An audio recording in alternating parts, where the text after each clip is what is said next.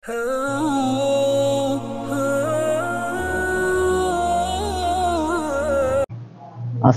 আলাইকুম ওয়া রাহমাতুল্লাহি ওয়া বারাকাতুহু।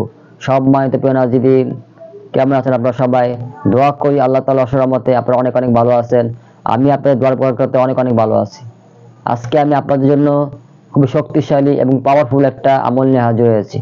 ইনশাআল্লাহ আজকের এই আমলটির মাধ্যমে শক্তিশালী এবং কঠিন এবং জবরদস্ত জিন্নাত, যে জিন্নাতরা রোগীর শরীর থেকে যেতে চায় না, রোগীকে সারাক্ষণ কষ্ট দেয় এবং রোগীকে চ্যালেঞ্জ করে যে যাবে না, কখনো রক্তের সাথে মিশে গেছে, ইনশাআল্লাহ এরকম এবং কঠিন এবং মারাত্মক লেভেলের জিনকে তাড়াতে পারবে ইনশাআল্লাহ।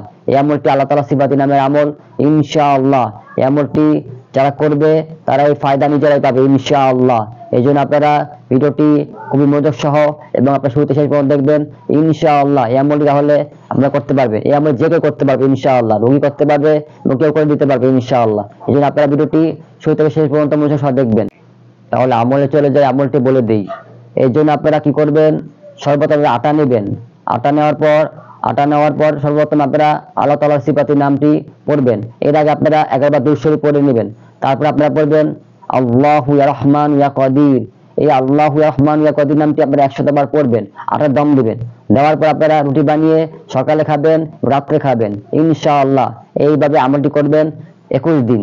21 দিন আমলটি করলে এর বরকতে ইনশাআল্লাহ কঠিন থেকে কঠিন জিন্নাত, মারাত্মক লেভেলের জিন্নাত, রক্তে মেহের জিন্নাত, যে জিন্নাত যেতে চায় না, চ্যালেঞ্জ করে, মোতাবেক চ্যালেঞ্জ করে, মোতাবেক চালাতে পারে না, ইনশাআল্লাহ এরকম ধরনের জিন এবং বদ জিন, খারাপ জিন, তারা থাকতে পারবে ইনশাআল্লাহ।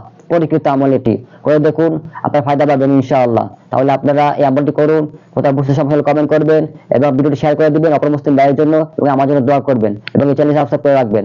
আসসালামু আলাইকুম ওয়া রাহমাতুল্লাহি ওয়া বারাকাতুহু।